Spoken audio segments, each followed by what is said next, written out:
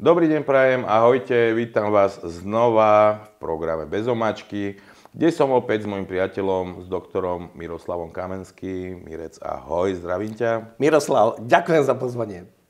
Veľmi rád, pretože veľmi rád sa s tebou rozprávam a dnes som si výnimočne, teda ja nejsom moderátor, hej, ja som človek, ktorý sa snaží roky otvárať ľuďom oči a vyťahovať citlivé témy a rozprávať o nich, tak ale dnes som si výnimočne pripravil nejaký scénár, pretože pozerám videá na YouTube predvolebné, hej, teraz všetci sa snažia strašne veľa chodiť a robiť rozhovory a prezentovať sa, ale všetci rozprávajú stále to isté. A mne už to normálne leze na nervy. Všetci otvárajú tie isté témy a vyjadrujú sa k tomu aj ľudia, ktorí tomu netak docela rozumejú alebo nejsú tak úplne proslovenskí, hej, pronárodní. Napríklad videl som teraz video, ktoré spravila stránka Startup, kde sa pýtali mladých, že čo si myslia, že ako by sme dopadli, keby sme vystúpili z Európskej únie. No tam akože všetci rozprávali o tom, že by sme boli čierna diera Európy a podobne. Nedávno som zase zachytil video, kde jedna právnička, kandidátka zo strany Smer obhajovala digitálne euro, obhajovala Moniku Beňovú a obhajovala zbrane pre Izrael. Čo chcem povedať, že akože ona sa roky sa vyjadruje k témam, ale vždy to bolo také pronárodné a teraz tým, že si vlastne obliekla nejaký dres, tak otočila a celé tie roky svojej práce môže hodiť do koša. Ale čo chcem akože týmto povedať, že títo, ani nechcem povedať, že judáši, ľudia, ktorí sú ochotní zmeniť a otočiť, sú vlastne veľmi nebezpeční aj v tom Európskom parlamente, aj keď Európsky parlament nemá zákonodárnu moc. Ale tu treba sa jasne vymedziť, vyčleniť a ukázať prstom a povedať, kto je vhodný, aby nás teda išiel zastupovať, kto bude zastupovať záujmy Slovákov a kto naopak není konzistentný vo svojich názoroch.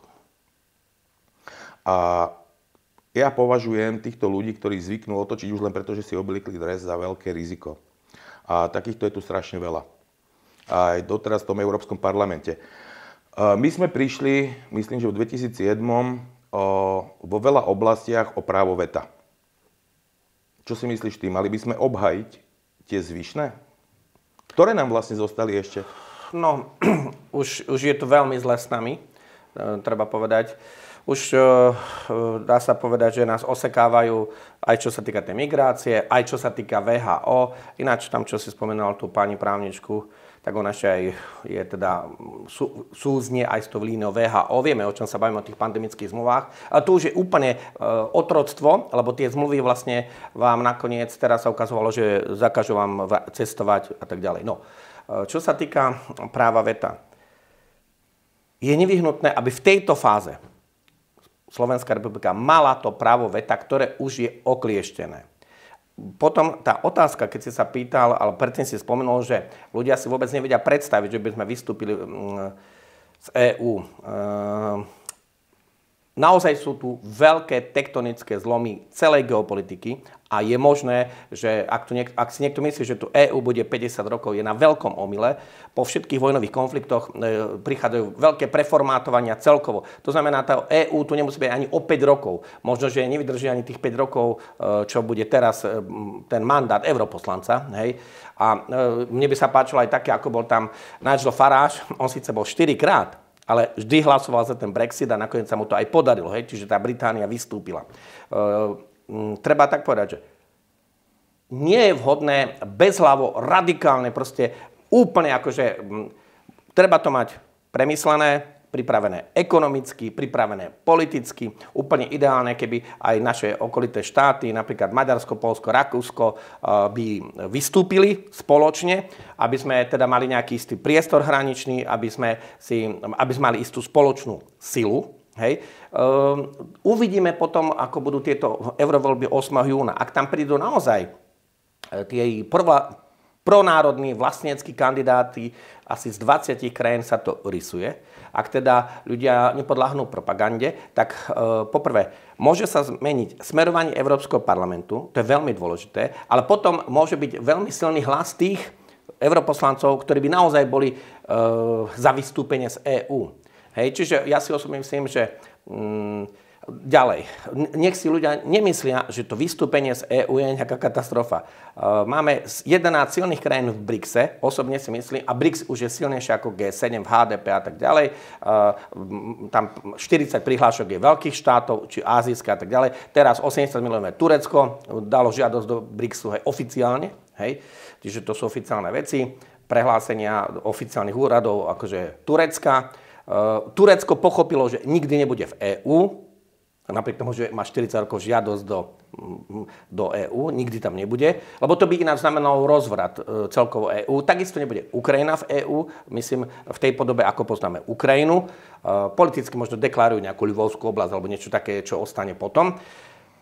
No, takže budúcnosť podľa môjho názoru nekončí Európskou úniou alebo rozpadom Európskej únie alebo vystúpenie Slovenskej republiky z Európskej únie. Budúcnosť, tak ako to ide, je BRICS, multilateralita, to znamená multipolárny svet, hegemon končí, ktorý tlačí do seba zničujúcej deštrukcie práve ekonomickej aj politickej Európsku úniu, čiže Washington, jeho vplyvu končí. Vidíme to na tom, ako sa správajú napríklad arabské štáty, myslím tie ropné rôzne emiráty a sultanáty, ktoré už tak sa tvária, že ich to veľmi nezaujíma, čo rozprávajú USA a úzko spolupracujú s Putinom.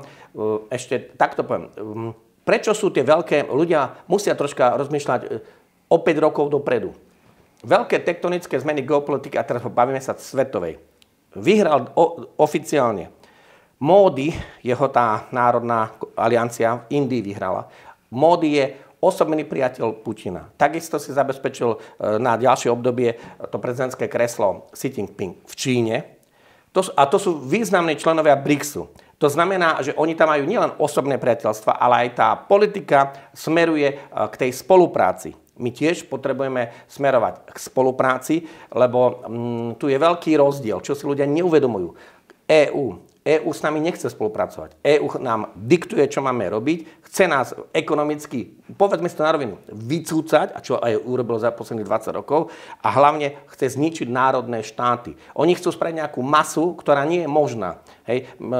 USA vznikali na inom princípe, plus úplne deštrukčná federalizácia. To by bol už úplne koniec, to by sme boli ako nejaký subjektík úplne bezvýznamný. Čiže toto všetko nám hrozí. A to sa ešte nebavíme, čo nám hrozí z Green Dealu, všetkých hlúpostí VHO a čo najhoršie pre ľudí v súčasnosti Európska únia aj Európska komisia, dá sa povedať, podporuje, schvaľuje, pretláča, napriek tomu, že nie je za to väčšina obyvateľov, ale oni to politicky pretláčajú.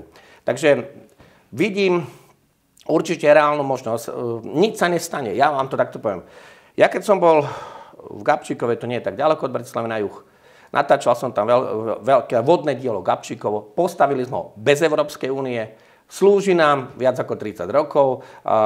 Aj teraz nám bude slúžiť, keď sa blížia tieto záplavy. Keby nebolo, tak Budapešť má iné problémy, hej, pod nami, ale aj naše to územie Slovenska. Postavili sme to bez EÚ, žili sme bez EÚ a nemali sme ten diktát. Veľakrát sa hovorí, že áno, že my sme teraz ešte čistí prispievateľia. O chvíľu už nebudeme prispievateľia, už budeme tí donory, už budeme darcovia a my si ešte budeme... A čo je politicky najhoršie? Tak my tam dávame peniaze každý rok, stovky miliónov, a oni nám ešte teraz z politických dôvodov ich zablokujú, lebo napríklad súčasná vládna koalícia nie je pochutí politicky vedeniu Európskej komisie, vedeniu Európskej únie, lebo oni by si tam predstavovali tú inú partičku, progresivistickú, liberálnu, pseudodemokratov, pseudokresťanských, kaďakých opozícií, hnutí a tak ďalej. Toto sú vážne veci. Ja viem, že som ma poprosil, že veľmi stručne odpovedať, ale keď sa zamyslíme nad týmto všetkým, čo som povedal, tak tie zmeny sú nevyhnutné. A ja si osobne myslím, že aj tak to závisí od istých ľudí, ktorí sú smelí, neboja sa zobrať rozhodnutia a potom zobrať za to zodpovednosť. To je veľmi dôležité. Lebo ty si spomenul takú krásnu vetu, že niekto si dal už nejaké stranické tričko, spomenula si tú právničku. Áno, ona, viete, je euroasistentka maďarského Fidesu a teraz kandiduje za, bola tedy, a kandiduje za teda Slovenskú republiku. tak to už do Europarlamentu už treba zvážiť, že koho záujmy bude teda hájiť. A plus všetky tie... Ja odmietam digitálne euro a jej vysvetľovanie odmietam. Odmietam všetky tieto Green Deally, fejky a hlavne, keď niekto povie, že WHO, Svetová zdravotnícka organizácia, že to je také nepodstatné. Je to veľmi podstatné, lebo tam vás úplne dostanú do najväčšieho klepsa, aký sa dá, lebo pod vymyslenými kadejakými zdravotníckymi problémami alebo vymyslenými pandémiami oni sú schopní vyhlásiť zatvorenie hraníc, obmedzia vám ľudské slobody, rozdupú právne štáty, alebo právny štát aj na Slovensku, už sme to zažili za Matelka a voči tomuto treba mať jasný, konkrétny hlas. Ale vieš, ako to dopadne? Tie kované liberálky, oni budú hlasovať súznenie s Európskou úniou a s progresivistickými a liberálnymi tendenciami. Takže to je to najväčšie nebezpečenstvo. Jednoznačne takto. Európska únia. Ak sa ale radikálne nezreformuje po týchto eurovoľbách, tak sa rozpadne, príde revolúcia. Takže ja chápem, že tieto mechanizmy nadštátne majú veľkú zotrvačnosť. Nepodceňujme to. Oni niekedy by už mali sa rozpadnúť. Ale oni ešte z nejakého dôvodu existujú. Ale potom prídu po istý bod a potom sa to rozpadne zo dňa na deň. Tak, ako sa rozpadol Sovietsky zväz, tak, ako sa rozpadlo Rakúsko-Horsko, alebo Osmanská ríša. Toto sú veci, ktoré z histórie sa dá ľahko poučiť. Toto nás čaká. Buď radikálna reforma, alebo rozpad, alebo potom to naštartuje ešte ďalšia vec. Ako náhle to nebude výhodné pre Nemecko, v ten deň skončí aj eurozóna, aj euro, Nemci prejdú na nemeckú marku a skončí Európska únia. Lebo Európska únia svojím spôsobom je ten druhý vazal Nemecka a Nemecko a EÚ sú vazalom zahraničnej politiky USA. Takže širšie rozprávam, ale je dobre, keď si ľudia uvedomia, že na tie zložité politické procesy, ktoré sú pred nami, nie je možná odpoveď áno, nie. Ja si myslím, že je to o tých osobnostiach. Ja nemám žiadne stranické tričko, darmo má niekto ako... Ešte raz, som nezávislý, pronárodný, proslovenský, jednoznačne. Nezmením svoje názory, tak ako ich šírim niekoľko rokov, také isté názory budem mať. A ja nie som stranický typ, ani ma nezaujíma to politikárčenie. Viem si predstaviť, že z pozície europoslanca by môj hlas a tie informácie, ktoré dávam, tak ten môj hlas by bol dôraznejší. A takto. Ja určite nie som ten typ. Prvá vec, informovanosť. Ak by som tam bol, každé jedno hlasovanie okamžite zverejňovať, aj s tým, že kto ako. Akože je nejaká dôležitá otázka, niekto sa že zdrží. A aké zdržal?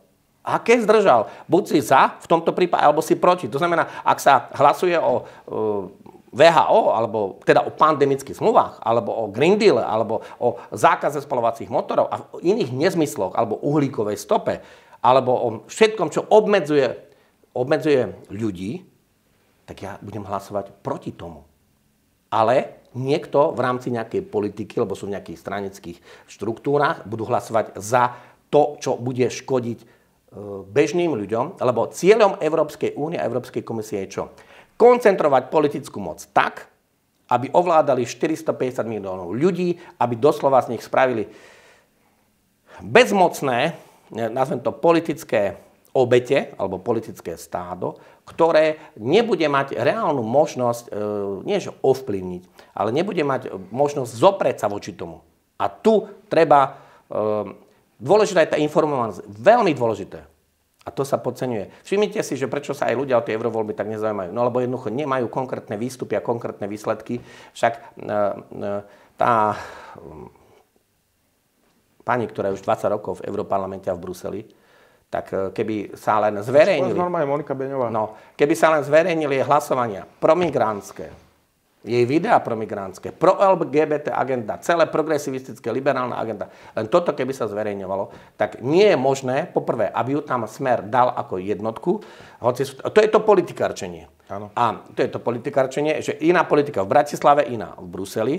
Hej? A tvária sa, že ako to dobre robia, ale ani ľudia by nemohli dať hlas takejto osobe, ktorá evidentne zastupuje záujmy Európskej únie. Veď to už pochopme. Ona zastupuje záujmy Európskej únie a tie sú diametrálne odlišné, ako sú záujmy bežných obyvateľov Slovenskej republiky. Oni sú odlišné. Pozri sa, niekto, kto žije 20 rokov v Bruseli, nemôže vedieť, čo chcú Slováci.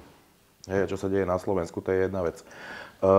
Druhá vec je, že keď sa u nás riešila, ja neviem, špeciálna prokuratúra alebo iné témy, tak... Nesú zrušenie. Áno, tak Európska únia sa by okamžite poslať nejakých emisárov, komisárov na kontrolu, či to tu prebieha demokraticky.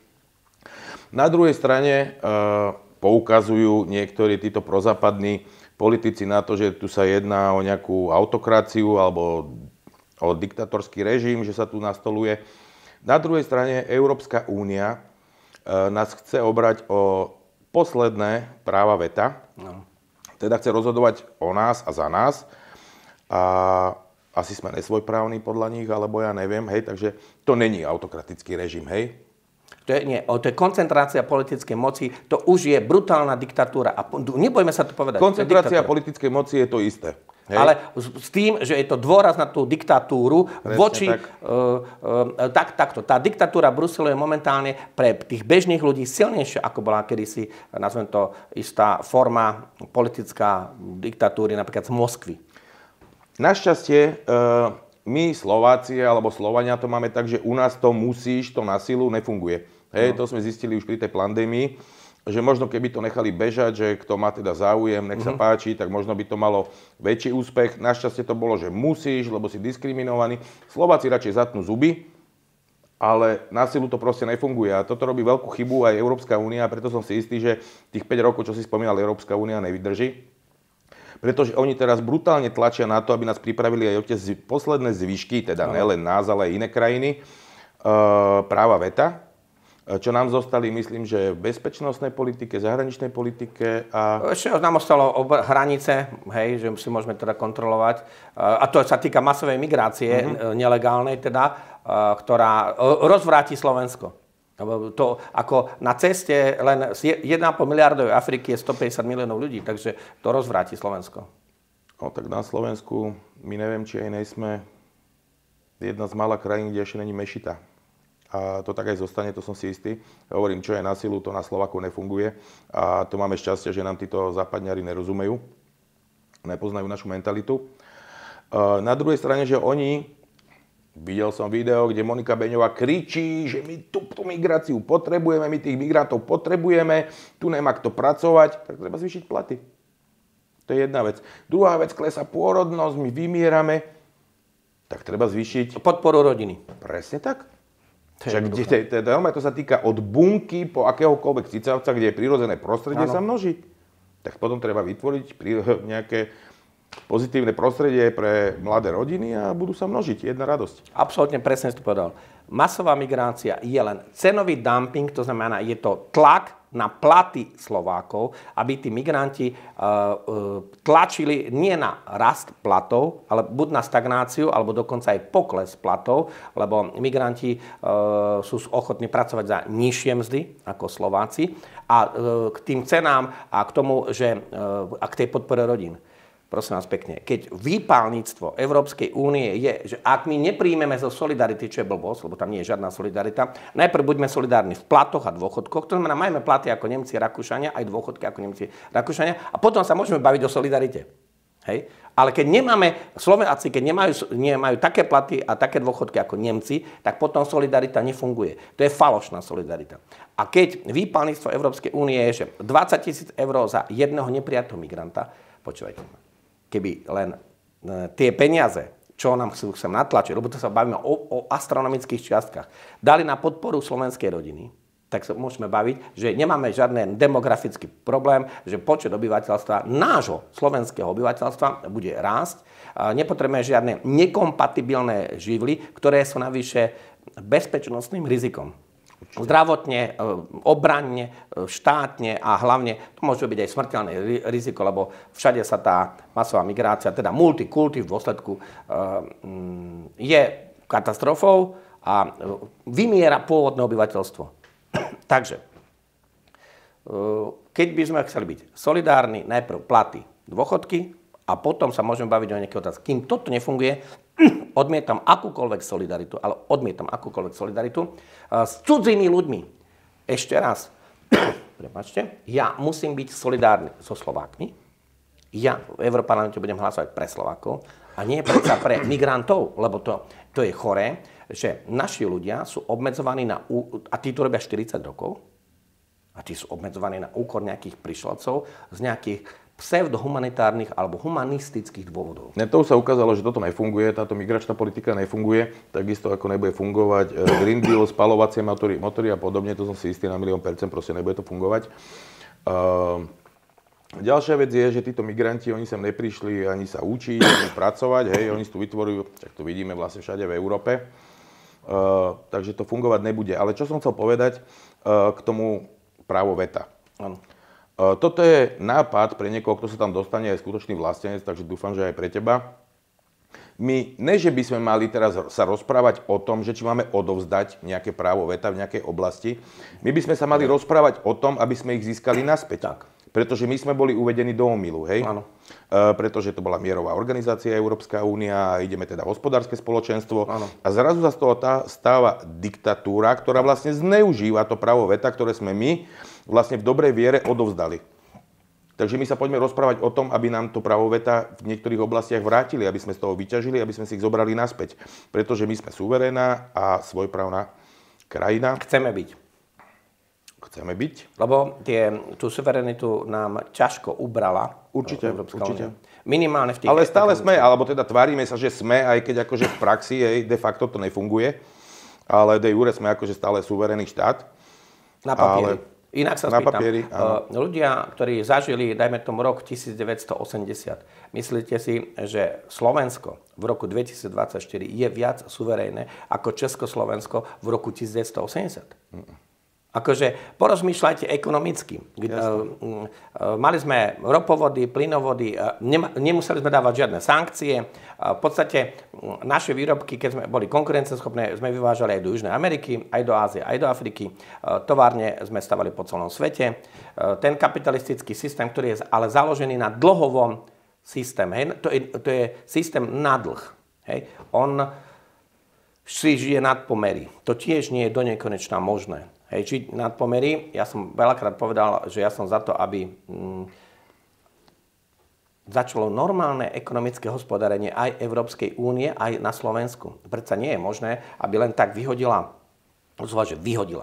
Európska únia stovky miliárd v rámci Európskej únie na podporu, a to poviem, zločineckého, banderovského, neonacistického, krvilačného režimu, ktorý už je aj neústavný.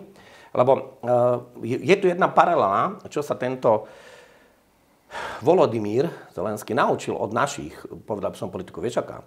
My sme tu mali dve vlády, Odorovská, Hegerovská, nemali vyslovenú dôveru v Národnej rade, len ich akože z politických dôvodov vymenovala pani prezidentka. Našťastie už odchádza o pár dní.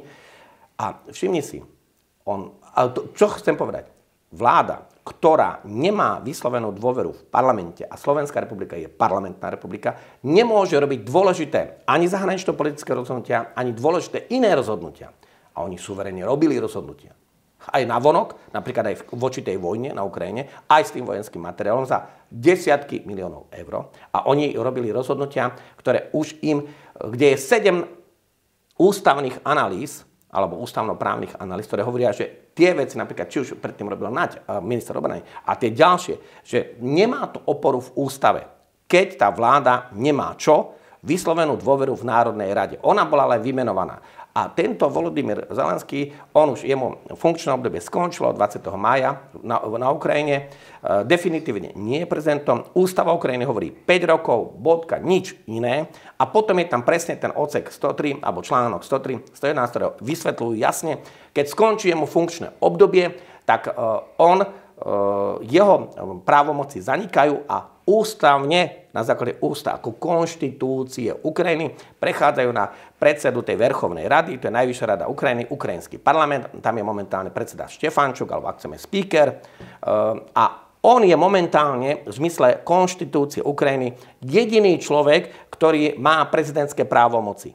Ale napriek tomu, že tento Zelenský je neústavný prezident, on je de jure občan už len Ukrajiny, hej, a mal by mu byť doručený povolávací rozkaz, tak ako on pripravil o život milióny ľudí, tak on si teraz cestuje po Singapúre, bol na tej Ázii, tam ich prehovára, dokonca ešte tam trieskal na Filipínach, že ak teda sa nezapoja všetci do vojny na strane Ukrajiny, takže Rusko teda napadne na ďalekom východe, dokonca ešte ohrozí aj Filipíny, čo už je úplne ale z ríše fantázie, hej, čo už sa aj smiali, tam kade tade, keď takéto veci vypúšťal, lebo to je už strata reality, strata súdnosti.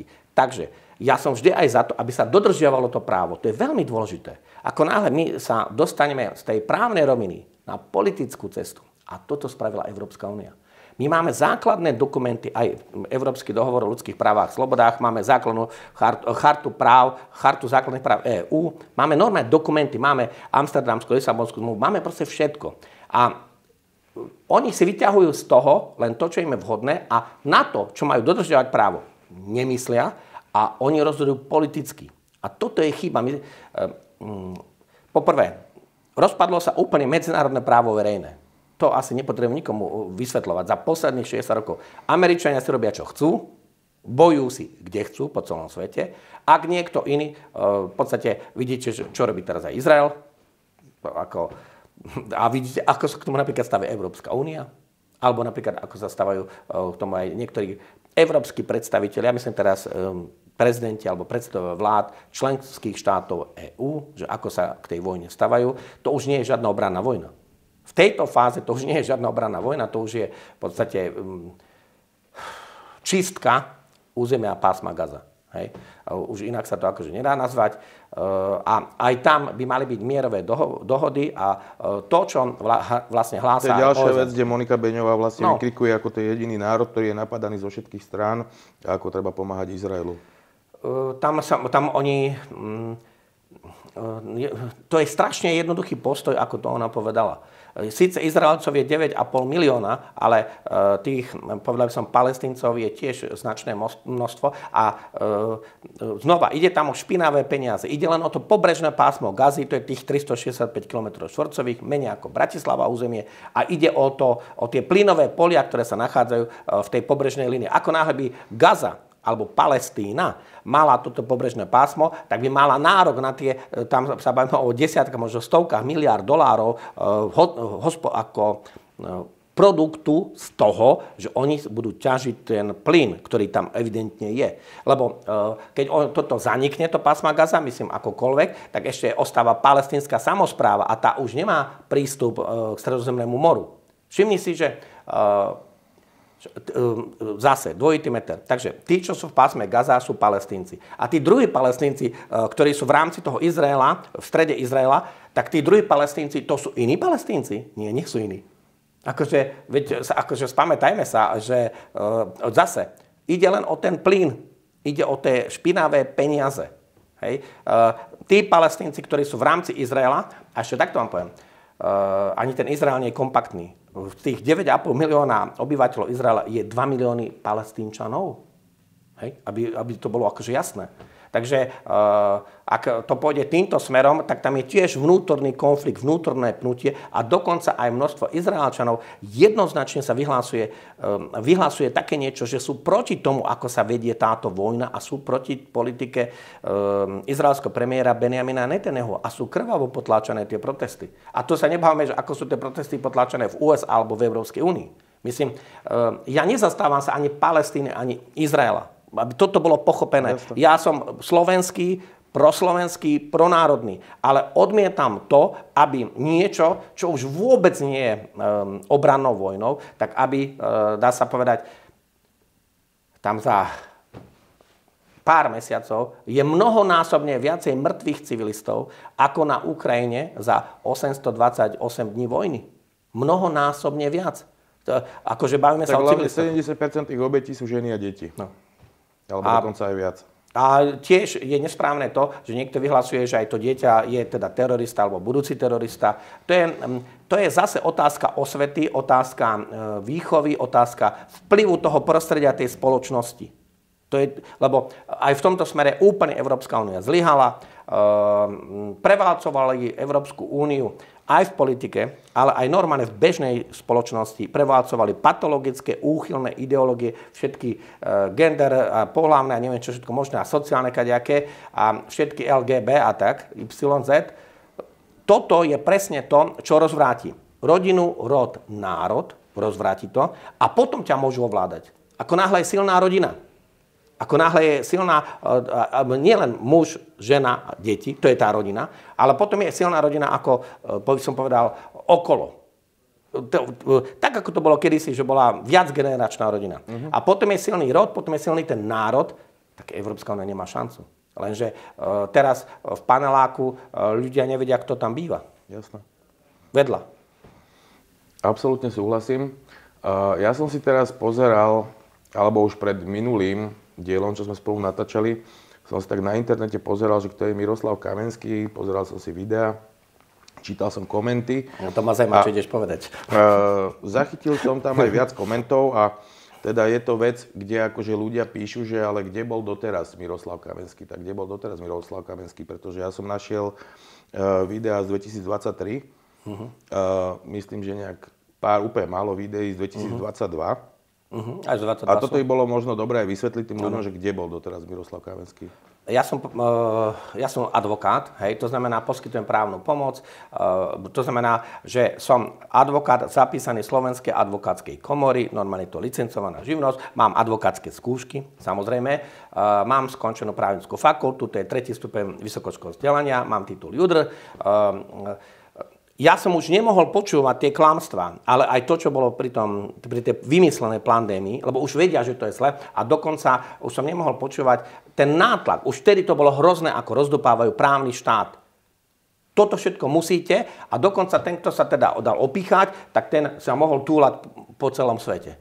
Na nejakého papierika. A potom vás obmedzovala predávačka, ktorá skúmala váš zdravotný stav, čo jednoznačne nie je možné, dokonca ešte aj v tej charte základných práv Európskej únie je, že bez vášho písomného súhlasu nie je možné takéto informácie vyžadovať. A nie je možné dokonca vás tlačiť do nejakých, nazvem to, biologických experimentov, ktoré tu jednoznačne boli, ktoré sa ukázali ako nezodpovedné a výsledok je desiatky tisíc mŕtvych aj u nás na Slovensku a v rámci sveta to sa bavíme o miliónoch ľudí. Lebo podľahli reklame farmaceutických spoločností veľkých, ktoré zarobili stovky, možno tisíce miliárd, ale kto to forsíroval? Znova, zločinci na čele Európskej únie a keď sa to teraz má aj vyšetrovať, tak furt sa to odkladá a Ursula furt je mimo Leyenová, hej, furt je nejako a tak záhadne mrú tí ľudia, keď bola nejaká prokurátorka, keď niekto to vyšetroval, keď bol nejaký novinár, furt to prostredie okolo, čo by teda malo byť zapojené do vyšetrovania, lebo to je čistá korupčná schéma. Hej. Však ona tam mala komunikáciu elektronickú s predstaviteľmi tých veľkých farmaceutických firiem a tam sa dohádali o všetkom možnom. Tak ako teraz... Cez SMS-ky. Áno, no, čiže... Ona to nerobila pre nejaké dobro, ona to dokonca nerobila ani ideologicky. Ona to spravila pre špinavé peniaze a jej nebolo ľúto tých ľudí. To je to katastrofálne. Teraz vyšlo najavo, že oni vymysleli korupčnú schému aj ako obisté sankcie voči Ruskej federácii. A napríklad sankcie treba, ak by sa zmenil parlament, zrušiť. Lebo nám škodia. Nás dovedú do krachu. Ak chcete vyhrať vojnu na Ukrajine, nikdy ju nevyhráte, keď my máme sankcie. Pokiaľ máme drahé energie, suroviny, sme skončili. My sme sa zlikvidovali. Kde bol Miroslav Kamenský? Kde bol Miroslav Kamenský? Tak, ako som povedal, vyjadroval som sa k týmto veciam. Hneď už som nemohol počúvať tie klamstvá, ktoré ináč idú v tých veľkých médiách doteraz, o tej vojne na Ukrajine. Tam som sa vyjadroval v podstate... Čo vám mám povedať? No tak YouTube si naplnil akože. No, ale zase, to je paradoxné. Keď budete hľadať nejaké videá teraz za Nikolárom, tak už nie sú. A tých bolo asi 40. Hej? Tam boli miliónové sledovania. A tam sme sa rozprávali o čomkoľvek možné a práve preto ja som sa inak vyjadroval, ako sa vyjadrovali tí ostatní ľudia. A boli tam rôzne témy. Bola tam sloboda prejavu, bola tam migrácia, bola tam tie naše národné veci, hej? Bola tam Európska únia, bola tam vojna na Ukrajine, Ruská federácia, bol tam Irán, Izrael, Palestína, bol tam Blízky východ, bol tam Niger, ako ten pásel sa. Proste vyjadrovali sme sa komplex, samozrejme o Amerike sme sa vyjadrovali o všetkom. Takže, ak by to teraz niekto chcel hľadať, už ich nenájde, ale ja si nearchivujem takéto veci, ja na to ani nemám čas. Hej. Takisto bolo veľa videí aj na ZVTV, tiež ich nevidno, neviem, či tam je jedno, a boli ich tam desiatky, tiež ich nevidno, ale ZVTV funguje, ale nie sú, takže na pokyn niekoho tam nie sú. Znova, ja si to nearchivujem, nemám dôvod, takže ja som sa k týmto veciam vyjadroval. Myslím si, že za tie roky ja mám jasný, konzistentný názor. Hej. A ja nie som členom republiky, nebudem členom republiky, som absolútne nezávislý a ja odmietam tú stranickú politiku, ako ja radšej osobnostne utrpím tým, že oni mi povedia takto, nie takto. Keď som presvedčený, že toto je proti tým ľuďom, tak ja zdvihnem svoju ruku, zdvihnem svoj hlas a poviem takto nie. A to je ten rozdiel, keď sa niekto zapojí do... Veľa ľudí povedalo, že viete, pán Kamenský, vy si môžete rozprávať, čo chcete, lebo vy ešte nie ste v politike, hej. Už teraz, čo všetko ma hejtujú a čo všetko ako nosia na mňa kadejaké nezmysly, hej. Nedá sa s tým nič robiť, nedá sa odpovedať na každú somarinu. To k tomu patrí, pretože čím viac máš fanúšikov, tým viac máš hejterov, to je úplne normálna vec. No, ale nikto, to máte aj tak, aj pán Blaha má veľmi veľa fanúšikov a vidíte, že má aj veľmi veľa odporcov. A čo? S tým sa nedá nič spraviť. Hej? A je to vážený politik, je to podpredseda Národnej rady, má svoje nejaké názory, také, aké má. Podľa mňa má iné názory, napríklad ako Monika Beňová, už keď to tak chceme povedať. No, ale dnes som zrovna videl video, kde pán Blaha obhajoval Moniku Beňovú, že teda každý má názor. To je druhá vec. Teda každý má právo na svoj názor a podobne. Ja si myslím, že strana má byť, tam by mal byť jasne daný smer. Hej? Že teda sme strana, ktorá je konzervatívna, ktorá je proslovenská, pronárodná, ktorá odsudzuje tieto a tieto témy. Nemôžem obhajovať Moniku Beňovú, keď teda ona je za LGBTI, ona je za migrantov, digitálnu menu, digitálnu identitu. To proste to nemôže byť. A ja si strašne nevážim ľudí, ktorí sa nevedia jasne vyhraniť, že áno, Monika Beňová je moja kolegyňa, ale musím sa ostro ohradiť a s jej názormi nesúhlasím, nestotožňujem sa s nimi a nie sú to názory celej strany. Je to také ťažké? To znamená, že ten politik je konzistentný, že ten človek je konzistentný, jeho názory sú konzistentné. Ako náhle už začneš odbáčať, začneš to tam kamuflovať a robiť okolo toho omáčky a opičky, tak si není konzistentný a nedá sa ti veriť. Jasné. Nejsi uveriteľný tým pádom. To je celé. A toto sa mi napríklad na tebe páči, že ty normálne povieš, že to zločinci. Áno, sú zločinci. Pretože tu sa musíme prestať báť bohatých, musíme sa prestať báť mocných. Áno. Pretože kedysi tu boli vagabundi a chlapci v joggingoch, ktorí riešili problémy. Dnes tí vagabundi sedia v kravatách, vo funkciách a miesto chlapcov v joggingoch behajú bezpečnostné zložky. Strašiť ľudí. Áno. Tak toto je. A my sa musíme prestať báť mocných, bohatých a hovoriť si pravdu. Pretože pravda sa nakoniec aj tak vždy ukáže, takisto ako to bude s Green Dealom a s migračným paktom, ktorý nefunguje a so všetkými týmito vecami proste tá pravda vyjde na povrch. Veci sa dajú zmeniť. Aj skutočnosti sa dajú zmeniť. Problém je v tom, že už tá politika za posledné 10 ročia sa dostala do istej fáze frustrácie. Lebo viete, kto je najväčšia skupina voličov? Najväčšia skupina sú nevoliči. To pochopiť aj v týchto eurovoľbách, lebo ak príde, dajme tomu 30%, tak 70% nevolí. To je najväčšia skupina. A to je práve to, čo ja vyzdvihujem. Informovanosť. Keby tí ľudia videli a počuli, že pre Boha veď, ale tak táto hlasuje za masovú migráciu, za WHO, za pandémiu a tieto ostatné veci a pandemické zmluvy, tak to nechcem. A je to vysvetlené, prečo je to zlé pre nás A prečo je to dobré pre EÚ a Európsku komisiu? Oni ťa len tak môžu ovládať. Ľudí ovládaš vtedy, keď ich uzavreš, dostaneš do tiesne, do núdze. Bohatého, normálneho, zdravého, šťastného človeka nemáš ako ovládať. A teraz myslím bohatého aj ten, čo si zarobí slušnú mzdu a žije slušne a má normálny život. Není pod vplyvom patologických ideológií, není pod vplyvom propagandy, to, čo vytvára mainstream, to je katastrofa. Tam je debilizácia celých generácií. A znova, dá sa to robiť poprvé zvýšením tej informovanosti, ale konkrétne.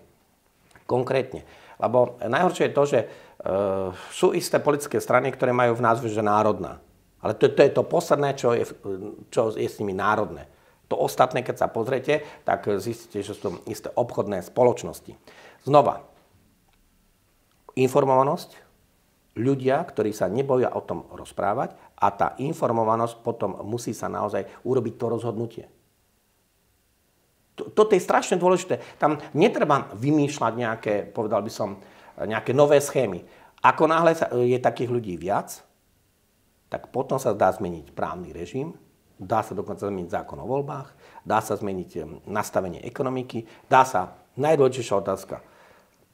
Viete, myslíte si, že tá ekonomika je najdôležitejšia? Ja osobne si myslím, že extrémne dôležité je školstvo. To je budúcnosť našich detí a to je vlastne aj budúcnosť Slovenska. To je budúcnosť. Tu, keď neurobíme zásadné zmeny, a teraz sa spýtajme, čo sa deje po 9 mesiacoch, ako teda je od parlamentných volieb, čo sa teda zmenilo v rámci napríklad učebníc?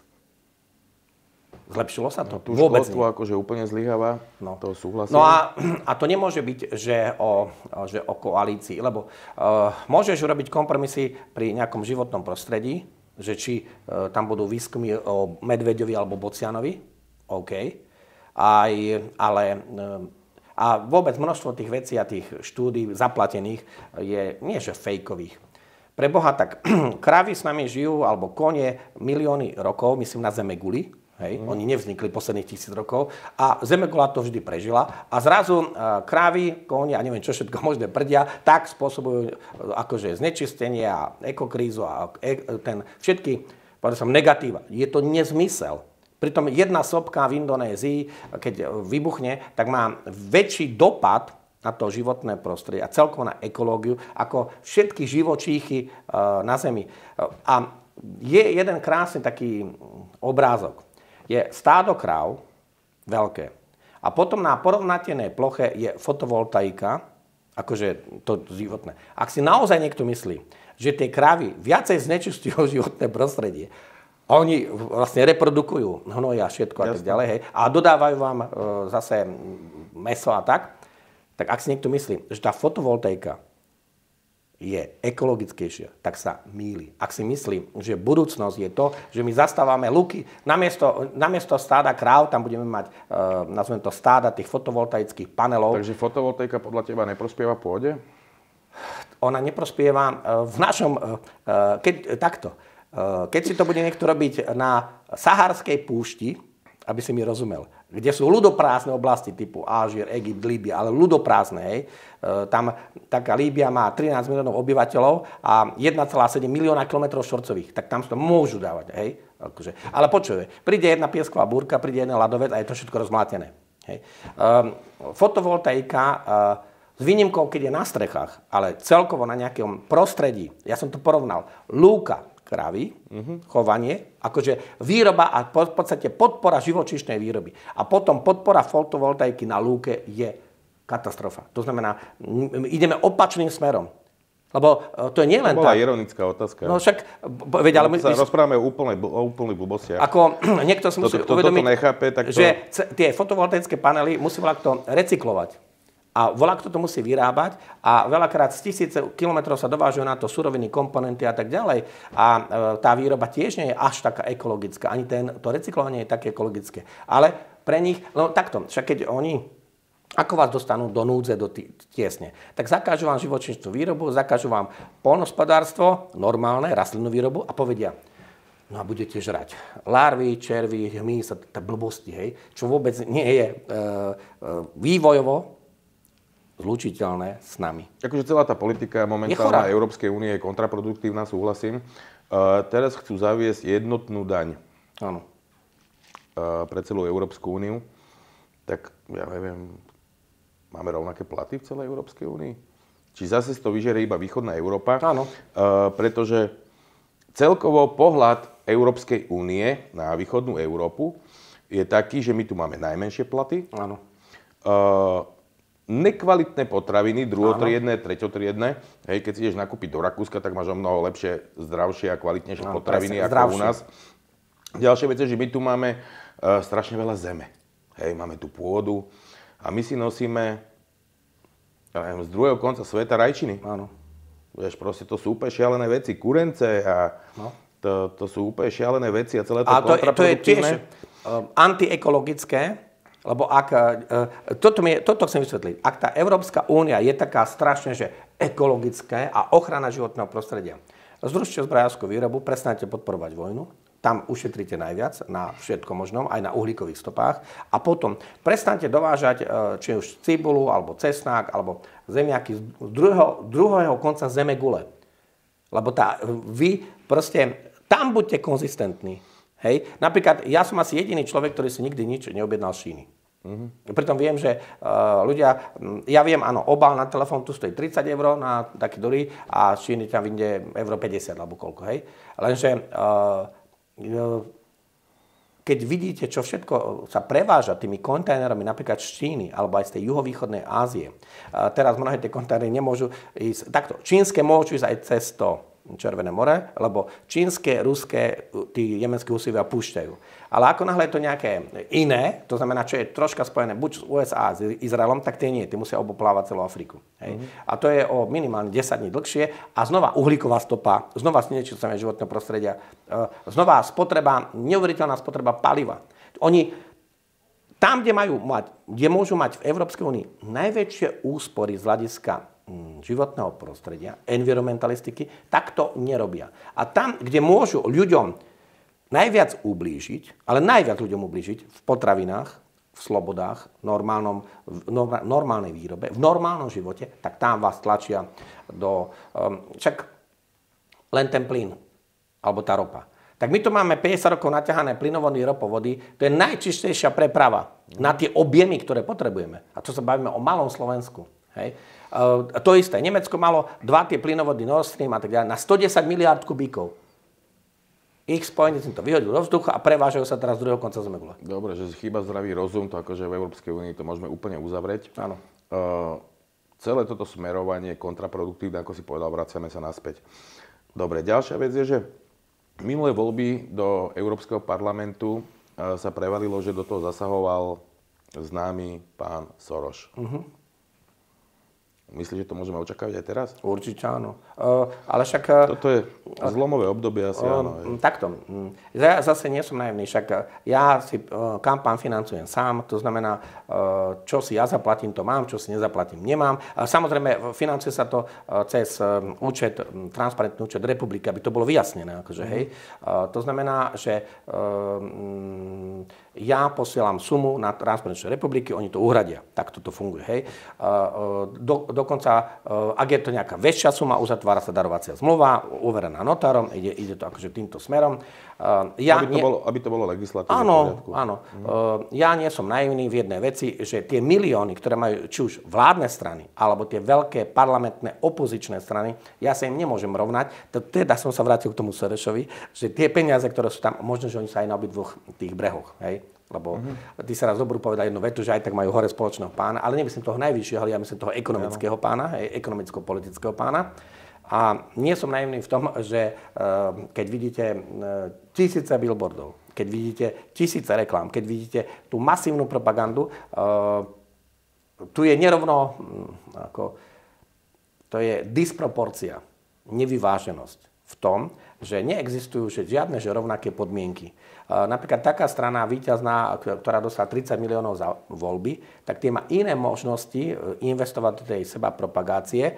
A pozor, to je tiež krádež zo štátneho rozpočtu. A prečo by mala dostávať politická strana desiatky miliónov? Napríklad taký Matelkov, ten dostal za tých 25% neuveriteľné peniaze. A kde dostal on štát za 3 roky, keď tam bola tá partia pri moci?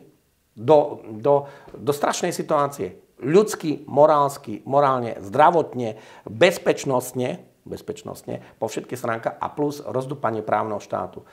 A ako náhle rozdúpali ten právny štát, potom si dovolili všetko. A musíme sa vrátiť k tým... Takže hovoríš, že môžeme čakať teda, že budú znova zasahovať, určite, alebo sa budú pokúšať zasahovať do týchto európskych volieb? Už len tým, že niečo zafinancujú peniazmi. A už je to zásah obrovský. Obrovský zásah. Ty si čo myslíš, že oni na to nemajú peniaze? Oni sú na to dávno pripravení.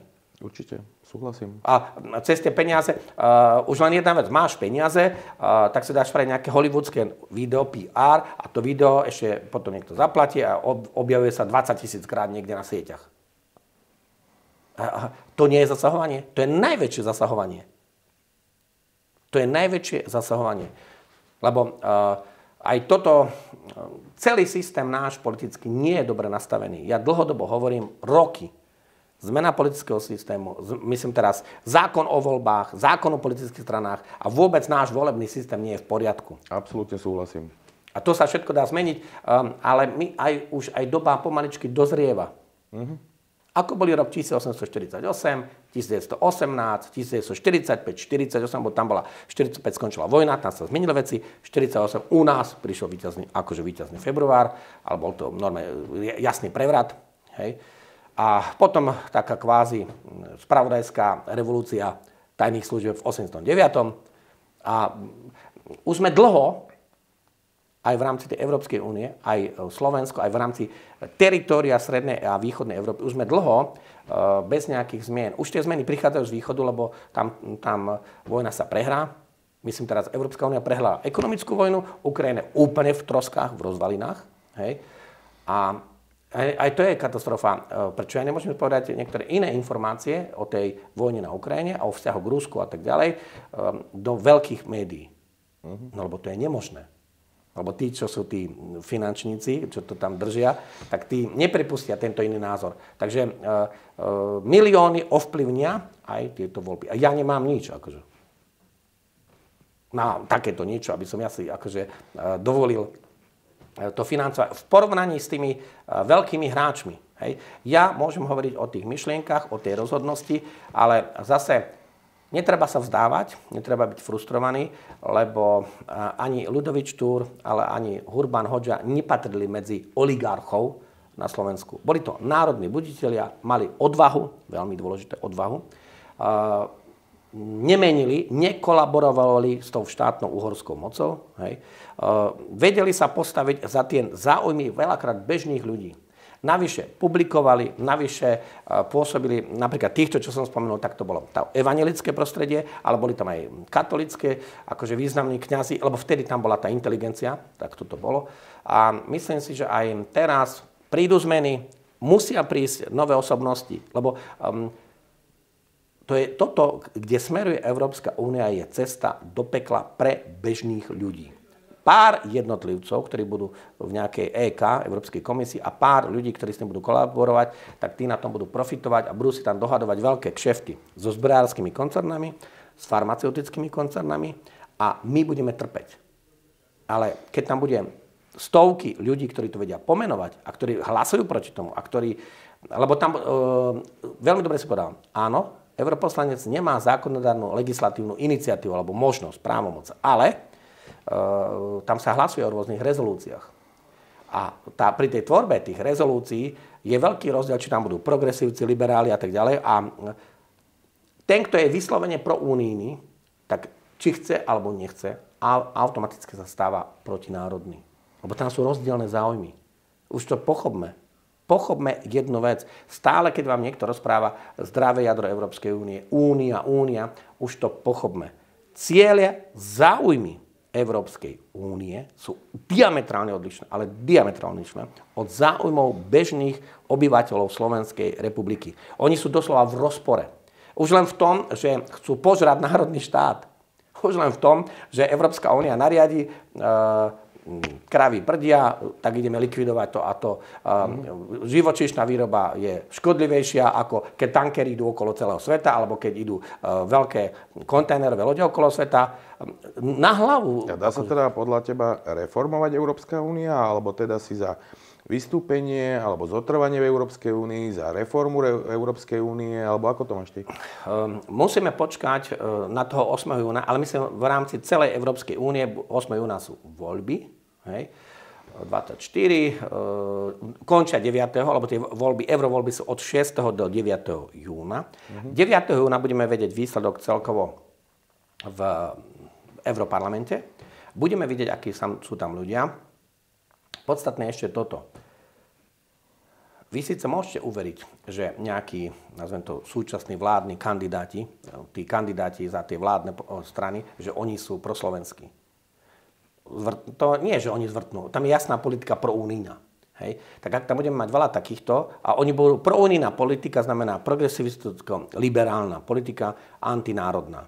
Hej? Tak ak tam bude veľa takýchto, ak tie zmeny nenastanú, lebo v tých ďalších štátoch je, že má byť viacej tých národných, viacej tých vlasteneckých a niekedy mi tak pripadá, že aj v Taliansku alebo Holandsku, že sú väčší rebeli ako na Slovensku. Takže je reformovateľná podľa teba? Uvidíme po voľbách. Ja si osobne myslím, tak ako je to nastavené, je nereformovateľná, rozpadne sa, alebo príde revolúcia. A toto hovorím už 2 roky. Minimálne. Akože, hej. Lebo my ideme celkovo nesprávnym smerom. Tak ako je to nastavené teraz, Európska únia nie je reformovateľná. Nie je. Musí sa to radikálne zmeniť. Ak by prišli tam noví ľudia, ktorí chcú urobiť tieto zmeny, tak potom ona musí byť, tie zmeny musia byť radikálne. Tu mám veľmi takú paralelu na slovenské pomery. Všimni si, čo sa stalo po tých voľbách. Ľudia mali očakávania, že ale však my chceme mať lacný plyn, tak si to budeme dovážať potrubiami alebo lacnú ropu. Nie. Teraz vláda vyhlasuje odstrihnúť sa od plynu, od ropy sa odstrihnúť a nevedia si politicky predstaviť, že by nám Rusko dodávalo jadrové palivo, ktoré nám dodáva 50 rokov. Hej. Čiže toto mali povedať pred voľbami a mali by polovicu percent, čo majú. Čiže otočili. Hej. A to sú konkrétne vyhlásenia pani ministerky, ale v podstate vláda to akceptuje. Čiže oni otočili. A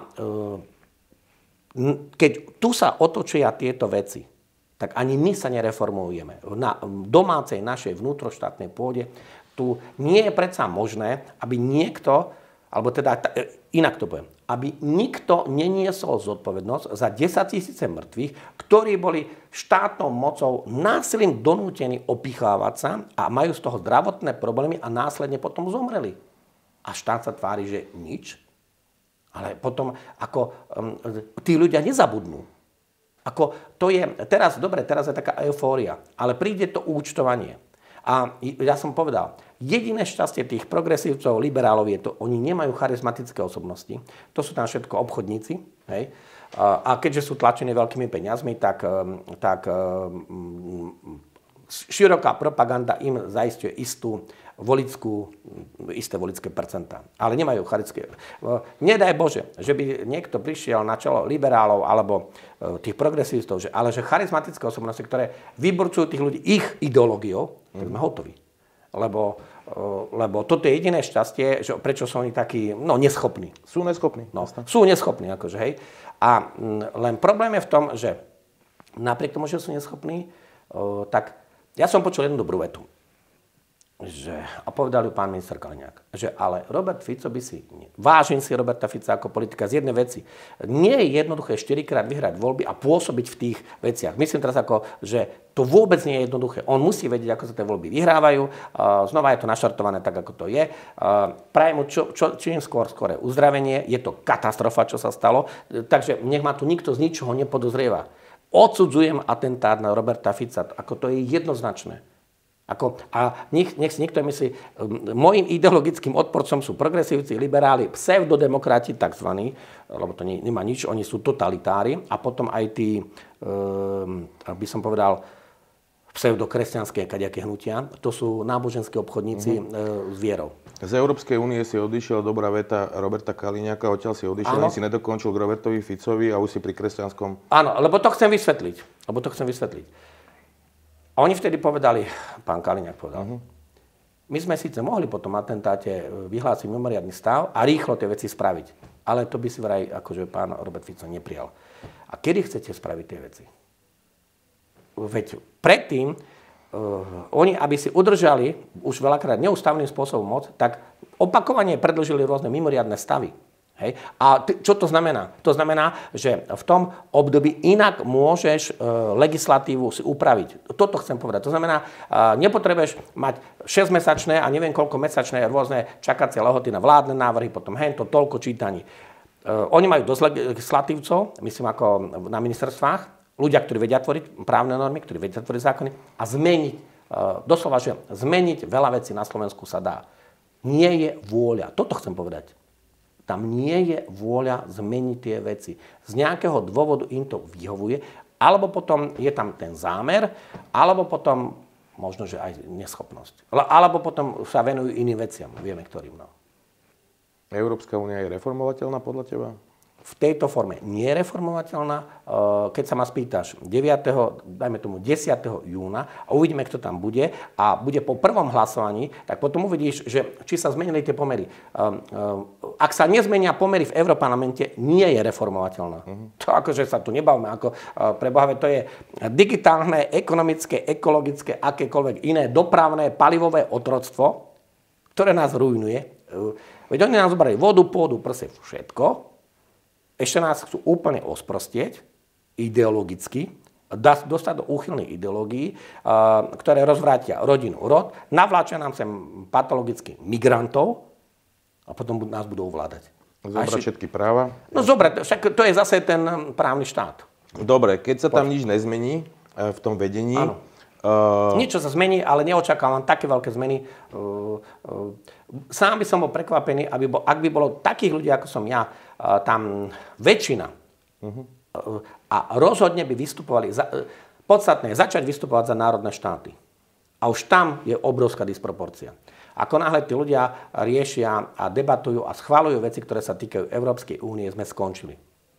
Európska únia je požierač a nepriateľ národného štátu, akéhokoľvek, nie len Slovenska, ale aj Talianska, aj Francúzska a tak ďalej, aj Belgická. Dobre, ak sa teda to vedenie Európskej únie, teda Európska komisia a teda Europarlament nezmení, tak potom čo je pre teba? Chcem teraz, ty si kandidát do Európskeho parlamentu, tak teraz povedz. Je dôležité znova tá informovanosť. Hovoriť, lebo nie je tu dostatočná informovanosť. Keby bola dostatočná informovanosť, tak nie je možná tá apatia, že chodí na eurovoľby 20% ľudí voliť. To je prvá vec. To znamená, ľudia nemajú informácie. A informácie priamo. Nie je tak, že nikto nevie, že kto volil za posledných 20 rokov v Európskom parlamente a volil proti slovenskému národu a volil proti slovensky. Ja vždy hovorím pravdu, preto teraz musím pochváliť Milana Uhríka, on v tomto robí veľmi dobrú prácu. Takisto teraz zverejnil, že nám chcú vlastne zasahovať do súkromných firiem a teda riešiť, či sme kompetentní viesť tú firmu s tým zameraním, ktorú máme. A proste to je katastrofa, znova zasahovanie do nejakých práv. No, takže toto som chcel pochváliť Milana Uhríka, pretože súhlasím, že tá informovanosť je najdôležitejšia. Áno. Pretože my nevieme, čo sa tam deje, o čom sa hlasuje a nás sa to bytostne týka. A neviem, či aj Milan Uhrík není jediný, ktorý toto robí. Tak, ako to otvorene robí on, je jediný, lebo tí ostatní hovoria nejaké všeobecné informácie, ale ktoré sú v rozpore s tým reálnym hlasovaním. To znamená informovanosť, veľmi dôležité, ale normálne, reálna informovanosť. Je zákon taký a taký, takto a teda nejaká právna norma, nejaká rezolúcia, napríklad pandemické zmluvy, alebo dodatky k pandemickým zmluvám. A teraz ten hlasoval tak, vysvetľovať ľuďom, čo to pre nich znamená. To je veľmi dôležité. Vieš, aj ten Štúr a tí ostatní, oni mali tú národnú buditeľskú takú činnosť. To je veľmi dôležité. Takto urobili, naštartovali tie revolúcie. Bez toho sa to nedá. Revolúciu a tú zmenu nenaštartuješ, ak za tebou nepôjdu masy a tie masy musia mať už novú informáciu a musia sa identifikovať s tou novou informáciou, inak za tebou nepôjdu. Toto je dôležité. Potom, čo sa týka, keď je tá informácia, samozrejme a presne, že kto čo ako hlasoval, žiadne, že zdržal sa, dosť.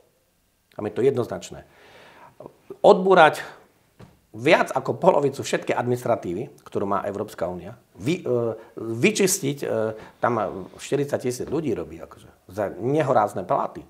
Ja, dobre, ako Belgicko je drahšia krajina ako Slovensko, ale nám musia títo ľudia slúžiť tak, aby my sme bohatli, aby sme sa mali lepšie, a my sa máme horšie. Máme drahšie potraviny, zatiahli nás do ekonomickej vojny, do sankcií, máme všetko drahšie, máme vyššie dane a my ako neschopní sa na to dívame a ešte to celé platíme. My si priamo platíme tých, ktorí nás rujnujú.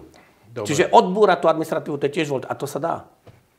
Veľa politikov sa dostalo do svojich funkcií klamstvom. Ano. Napríklad, poviem príklad, pani odstupujúca vyhlasovala, že proste by zmluvu DCA nikdy nepodpísala. To je to o tej obranná zmluva, o tej základni vojenskej, americkej. To sa aj priamo spred voľbami sa jej to pýtali, toto bola konkrétna otázka. A ona to samozrejme odmietla. Videl som takisto video, myslím, že to zverejnil Erik Kaliňák, s premiérom Fialom z Českej republiky, kde vystupoval suverénne, pronárodne a fakt bol uveriteľný, akože to bolo najkrajšie herecké vystúpenie, aké som videl za posledných 47 rokov. A okamžite potom otočil. No. Giorgia Meloni napríklad v Taliansku. To tých je viacej, jasné. No. To je normálne, že tu sa každý dostáva k moci klamstvom. No. Hej, a oni to akože tak berú, že ideme vládnuť, ale vy nemáte ísť vládnuť, vy máte ísť slúžiť. To je veľký rozdiel. Ale od teba chcem počuť teda, dobre, nič sa nezmení vo vedení Európskej únie. Áno. Tak niečo v tom prípade ty ako modelová situácia nezmení sa, hej? Dobre. Ty ako europoslanec teda budeš za vystúpenie z Európskej únie, za zotrvanie Európskej únie, alebo budeš ďalej dúfať na nejakej reforme Európskej únie? V tejto fáze, ak si to povedal, túto modelovú situáciu, že sa nič nezmení, Slovensko musí vystúpiť z Európskej únie, tam tá odpoveď je kategorická, budeš ju počuť o rok, aj o dva, bez ohľadu na to, či budem europoslanec, nebudem. Takto to je. Toto je cesta do pekla. Tu, ako čo, o čom? Len ten, kto je pod nejakou ideologickou propagandou, alebo potom, kto na tom politicky profituje, len ten, kto na tom politicky profituje, alebo na tom profituje na nejakých eurodotáciách, tak len ten môže takéto nezmysly tárať. Ale normálny, zdravý človek, keď som povedal jasne, že my si platíme tam desiatky tisíc úradníkov, myslím v rámci Európskej únie, a my si ich takisto platíme. My máme tá politika, ktorá nás ničí. Drahšie potraviny, drahšie energie, drahšie bývanie, drahšie stavebné materiály, všetko drahšie. A prečo to nespravíte tak, aby to bolo lacnejšie? Lebo ono sa to dá. Ale len človeka, keď zadlžia banky a tak ďalej, keď ťa dostanú do hypoték, do leasingov, to je moja výhoda. Nemám hypotéky, nemám leasingy. Čo mne môžu spraviť? A ja ani neplánujem, niekto, kto má 30 rokov, alebo 35, alebo koľko, on možno plánuje nejakú kariéru, že musí sa držať nejakej politickej strany. Ja sa nechcem držať politickej strany, lebo revolúcie veľakrát urobili jednotlivci, možno, že ideologickí rebeli, lebo vedeli identifikovať, pomenovať tie veci, dokázali cez tie informácie k tým ľuďom dostať. Sám človek nespraví tú revolúciu, ale keď tá informácia sa dostane k milión ľuďom a samozrejme môj hlas, ako hlas europoslanca, keby zaznel v tom Europarlamente a to sa dostane k miliónom ľudí v rámci Európskej únie, tak budeš vidieť, že to má veľký vplyv. Musíme začať tou informovanosťou, rozhodnosťou a nebáť sa. Žiadne otočenie, ja nemám čo otočiť. Každopádne súhlasím, že väčšina obyvateľov Európskej únie nesúhlasí s týmito likvidačnými agendami, ktoré tu spustila Európska únia, alebo teda ľudia, ktorí tam sedia, nikým nevolení a zrejme nekompetentní. Ale takže tu chcem od teba počuť, že keď teda neprestanú na nás tlačiť s týmito agendami a nebudú nás chcieť obrať opravou veta o našu suverenitu, tak ty budeš za vystúpenie z Európskej únie. Aj za rozpad. Okamžité, podmienečné, ako to bude? Takto. Môže to byť aj rozpad Európskej únie. A ty si predtým povedal, že čo mi môžu urobiť. Pozri sa, keď si to zoklama, tak my s Marekom kameramanom to zbijeme potom. Dobre? Počkaj. Ja nemám ešte raz... V politických názoroch ja som konzistentný, ale absolútne. Znova vám to hovorím jednoznačne. Ten istý názor budete počuť aj teraz. Ja nie som niekto z Očovej, že Pred voľbami to, po voľbách druhé, vieme kto. Ale to pochopte. Máme historickú šancu urobiť neuveriteľné dobro a neuveriteľné zmeny pre ľudí a oni idú politikárčiť. Opľujú ich dejiny. Určite. Opľujú ich dejiny, lebo oni sa podielali na tom sebaničení. Vieš, niekedy musíš byť aj sám, ako povedal som, proti tým všetkým. Ale potom dozrie ten čas a zrazu zistíš, že ten tvoj hlas, aj jeden, alebo aj dva, aj 5, a možno v rámci Európskeho parlamentu sa ukáže, že to budú stovky hlasov, budú také silné, že to naštartujú tie zmeny. Však preto hovorím, že spomenul som to, rok 1848 bolo po istých napoleonských vojnách, bolo po istých podánstve a to všetko, dozrelo to a začalo to kumulovať. Hej. Takisto bol nejaký vojenský konflikt 1418, znova sa tam zanikli 4 impéria veľké. Znova prichádzame, v podstate aj Európska únia impérium. Európska únia tu nebude 50 rokov. Akože v tejto podobe, ako to je, ona smeruje k zániku alebo rozpadu. Ten politický mechanizmus teraz nie je dôležitý ti povedať, lebo ten môže byť tak, že zahlasuje tam 19 štátov z 27 a sa to zmení celé. Takto.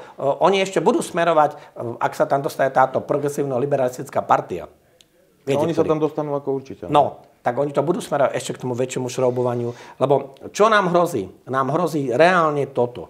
Cez digitálnu identitu osoby, ako si napríklad ty, cez digitálny sociálny kredit, digitálna peňaženka, všetko iba digitálne, odbúranie hotovosti, to je to digitálne euro.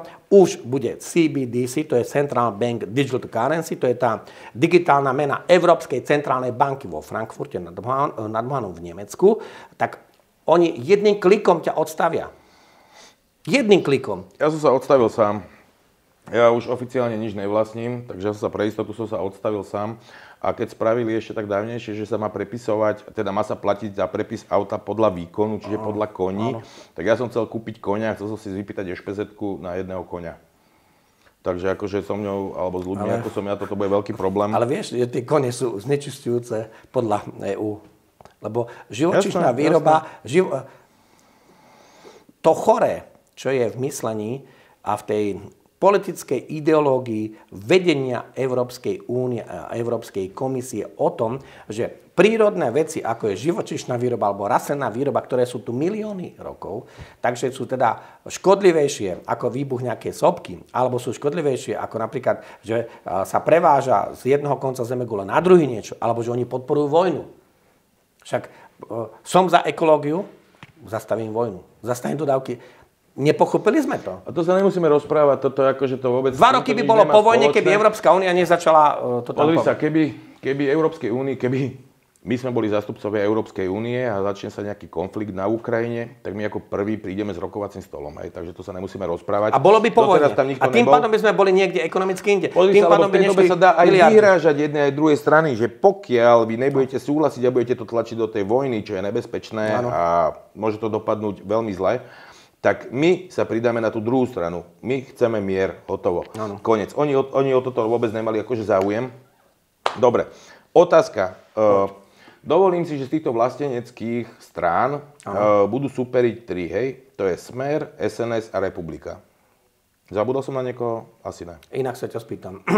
Smer je vlastenecká strana? No, však k tomu sa dostaneme hneď. To je problém, ale... K tomu sa dostaneme hneď. Dobre, ľudia to vnímajú, že áno, hej? Tak teraz mi povedz, že ktoré z týchto strán, prečo Republiku? Keďže ty kandiduješ za Republiku. Ja som to veľakrát povedal. Poprvé, individuálne sa nedá kandidovať, čiže musíš byť na kandidátke nejakej politickej strany, politického hnutia. Čiže musíte byť. Prečo nevoliť Smer?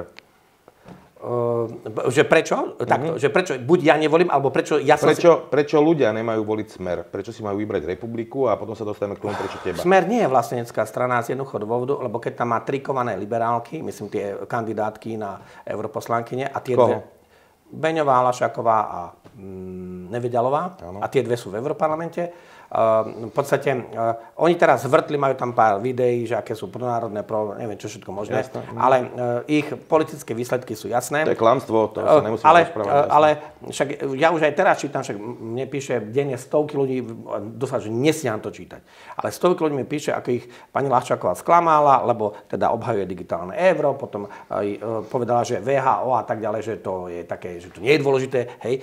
Tam ide o to sú presne tie vyhybácké reči. Ja mám kategorický postoj. Tak, ako sa vyjadrujem kategoricky k Rusku, k Ukrajine, k Izraelu, Palestíne alebo k Nigeru, alebo aj k Európskej únii, tak tu treba mať tiež kategorický postoj. A nie, že potom budeme o tom debatovať. Potvrdzujem, že si neotočil, hej, že aj pred rokom si rozprával takto a rozprával, že aj tak aj teraz, budem aj o rok kandiduješ. Bez ohľadu na výsledok, to chcem povedať. To ti radím, kúkni sa Marek, ako dozerá už.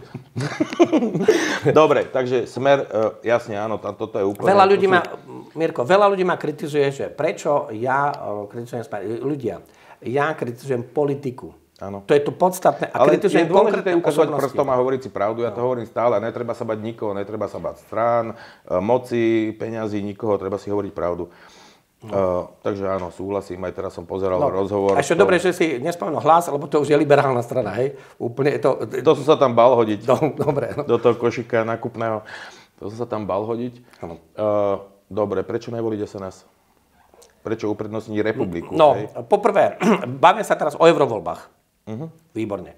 Poprvé, to, čo spravila SNS, je volebný podvod na voliča. V prvom rade. Lebo je tam viacero nálezov a hovorí sa jasne. Ten, kto bude zvolený za europoslanca, zvolený je vtedy keď štátna, alebo teda Slovenská ľudová komisia vyhlási, že si zvolený. To je okamih, to je právny moment, právna skutočnosť. Hej? Nie je tak, že keď si príde zloží sľub, to sú veľké veci. Naša ústava hovorí, že v tom okamihu ti zaniká mandát poslanca Národnej rady a XY rôznych verejných a štátnych funkcií, napríklad aj minister, alebo štátne a tak ďalej. To ti zaniká. Hej? Lebo ty, čo je dobre, predsa nemôže byť europoslancom a zároveň budeš ministrom. Čiže oni, keď sa tam dali tú kandidátku, že z výnikov dvoch osôb, jedna tá bývalá tenistka, hej, tak a potom je tam jeden starosta, tak z výnikov dvoch osôb sú tam všetci, ktorým ľudia v parlamentných voľbách dali mandát, že vy nás budete zastupovať v Národnej rade a keď sa dostanete do vlády a dostali sa do vládnej koalície, dostali ministerské kreslá, životné prostredie, kultúra, dostali pozície štátnych tajomníkov, dostali aj predsedov výborov v Národnej rade. Hej. To znamená, budete nás zastupovať na Slovensku a oni im už dali mandát. Hej. Oni im už dali mandát. Samozrejme, že bolo to tesné, tam bolo rozdiel nejakých 0,6-0,7%, a by tam akože neboli. Len toto, čo spravili, oni otvorene povedia, voľte nás, ale už povedali aj tí ministri, a väčšina tých predstaviteľov, čo sú eurokandidáti za SNS, povedali, ale oni si ten euromandát neuplatnia. Tak potom na čo kandiduješ? To je ten rozdiel, chápeš? To je znova tá ambivalentnosť. To znamená, tam nie je nič rozhodné. Jednoducho, oni povedia, našťastie SNS má v prieskumoch momentálne nejaké 2% a dlhodobo, hej, aj pod 2%. To sa bavíme aj o tom, že kto tam je líder, aká politika sa tam robí a bavíme sa aj o tom, že je to schizofrénia pre tých ľudí. Tak ty si minister a kandiduješ za europoslanca. To znamená, ty sa vzdáš rozrobenej roboty na ministerstve, a kde máš pod sebou 500 ľudí a máš nejakú teda politickú víziu a máš nejakú politickú zodpovednosť. Ľudia ti dali dôveru v parlamentných voľbách a ty potom akože kandiduješ akože čo? Zo srandy? Lebo teraz oni sú na výslní, sú teraz v médiách, tak aby ľudia znova naleteli propagande. A najväčší problém je v tom, že tam vlastne nevieš, kto by mohol byť reálne zvolený, lebo tam sa môže 10 z nich akože sa vzdajú, hej, povedia, že nie, že oni si to neuplatnia a teraz tam sa dostane človek, ktorý vlastne ani nemusel dostať hlasy. Lebo keby sa teda zdali. Ale rozumiem. Nie je to také jednoduché. Prečo Republiku? Republika poprvé mala otvorenú kandidátku. Tieto dve strany, ktoré spomenula, Smer aj Hlas, či Smer a SNS, mali uzatvorenú kandidátku, žiadna možnosť. Jasné, že ja nemôžem ísť s ideologickým nepriateľom typu progresívci, liberáli. Judita Lašaková je členkou? Myslím si, že nie. Neviem. Dobre, prepáč, pokračuj. To som akože neskúmal, ale nezaujíma, či je niekto člen, nečlen, nezaujíma, aké on má politické výsledky a rozhodnutia a ako sa teda vyjadruje. To je pre mňa podstatné, lebo môže mať niekto, nazvem to stranické tričko, ale pokiaľ má zdravé názory pre ľudí, tak to je to rozhodujúce. Hej. No, Republika jediná otvorila kandidátku, jediná povedala, že dáme tam nezávislé osobnosti, nechceli odo mňa nič, doslova, že nič, hej, ani nič sa nepodpisovalo, proste nechceli nič. S tým, že moja nezávislosť spočíva aj v tom, volebnú kampaň, ak mám, si platím ja, oni mi neprispievajú ničím, takže pozdravujem všetkých, čo si mysleli, že mi ako nejako nič, nula. Navyše, robí sa to naozaj všetko cez transparentný účet. Akože to nie je také, akože, ako si niekto akože myslí. Takže je to tak, ako to je. Republika otvorila kandidátku, tým pádom bez akýchkoľvek záväzkov. Nie som člen, nie som v nejakých žiadnych stranických štruktúrach, tým pádom môžem byť nezávislý. Nič som im nesľuboval. Ale vieme jednu vec, oni tiež majú tam, že bude reforma EÚ, prípadne rozpad EÚ, lebo tam sú rôzne názory na to, hej, lebo sú rôzni ľudia, ale Republika má inú víziu o Európskej únii, ako majú napríklad tie vládne strany. To asi vieme, o čom sa bavíme, hej.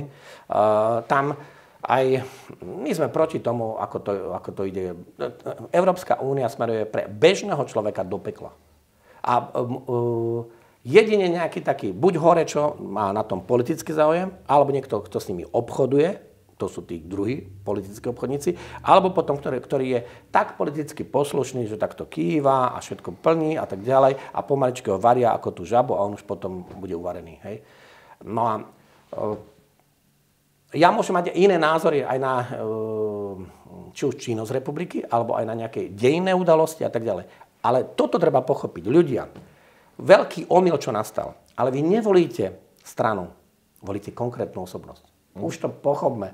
Tá konkrétna osobnosť bude vás tam zastupovať. To znamená, ja reálne, ak mi dáte dôveru, ja budem nezávislý kandidát, ktorý bude zastupovať občanov Slovenskej republiky, všetkých, Slovákov, Maďarov, Rusinov, Rómov, kto vás napadne. Toto je ten rozdiel. A ľudia si stále myslia, že idú poraziť progresívcov. Lebo že vládna koalícia potrebuje poraziť progresívcov. No, tým, že tam navolíte kované liberálky z vládnej strany, tak v konečnom rozhodovaní, keď príde na to rozhodovanie, tak pochopíte, že ich neporazíte. Tragédia je to, čo sa všetko stalo. Tým, že Smer bude mať taký politický výtlak, aký má, to je realita, tak budú tam aj tie liberálky. Nevidím, že by sa také niečo nestalo. Takže zase ja som politický pragmatik. To sa ináč divím, že ich nevyhodili, že ich pustili na tú kandidátku. No, to je obchod, keďže ich volili, jasne, národne orientovaní voliči, tak asi nechcú mať v Europarlamente tieto liberálky. Miroslav Kamenský kandiduje s číslom 6. Chceš na záver niečo povedať ľuďom? Ľudia, deň začne aj 9. júna, aj 10. júna. Bez hľadu na to, či budem zvolený, nebudem zvolený, budete vidieť, že tie názory sú rovnaké. To je veľmi dôležité. Moje názory, či už na históriu, kultúru, bavím sa slovenská história, slovenská kultúra, školstvo, na zmeny, na ekonomické zmeny, ale aj na bezpečnosť, poznáte. Rozprávam to stále takisto, budem to rozprávať aj potom. Ak chcete zmenu, aby sa vám lepšie žilo, lebo dá sa to, znova cez tú informovanosť, naštartovať celý ten proces, budete vidieť, že sa to dá. Lebo keď budú všetci frustrovaní, tak toto si mohol povedať aj Ľudovít Štúr, toto si mohol povedať Štefan Mojzes, nebola by ani Matica Slovenská v roku 1863, nebol by on prvý predseda Matice Slovenskej. Keby si každý z nich povedal, že nemá to význam, že na čo, no tak potom bude na čo. Hej? No. A vy máte historickú možnosť naozaj sledovať tie zmeny.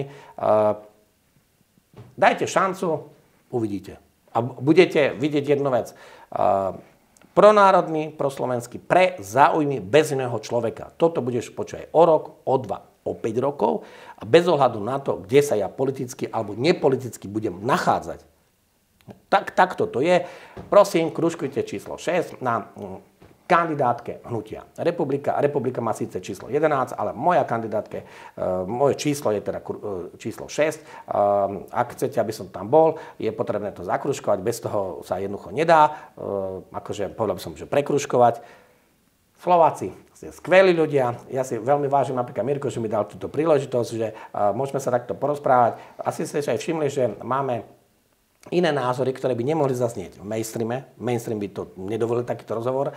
Máme iné názory, ako napríklad, či už ja to nazvem tá parlamentná väčšina, či už vládna, opozičná, lebo v podstate ja som sklamaný z tých zmien, ktoré sú na Slovensku. Ja som tiež podporoval vládnu koalíciu v tých parlamentných voľbách a som sklamaný z toho, ako to ide, ale ja nevrajím, že som proti ním. Ja hovorím, že kritizujem konkrétne politické kroky, či už jednotlivca alebo strany. To je veľký rozdiel. Mojím ideologickým nepriateľom sú progresívci, liberáli, pseudodemokrati, pseudotiekaďaké kresťanské strany. Toto sú moji ideologickí nepriatelia. Lebo ľudia stále si nesprávne vysvetľujú, že pán Kamenský, prečo vy ste proti vládnej koalícii? Nie som. Lebo ja viem, že čo by tu bol za teror, keby táto vládna koalícia tu nebola. Keby o 1% sa tie voľby zvrtli, a to bolo na vážkach, ale tam je rozdelené 4 poslanci v Národnej rade. Keby sa to zvrtlo o 1%, tak možno my tu dneska netočíme. A keby si aj chcel točiť, tak typu Naďovci, Hegerovci, všetci tí, čo schvaľujú, že progresívci a liberáli, to sú najväčší totalitári. Možno by si to aj natočil. To sme zažili. Ale by ťa vypli zo všetkého. Čak ja viem, ale ja by som tu točil aj tak aspoň pre seba. No, ale nemal by si...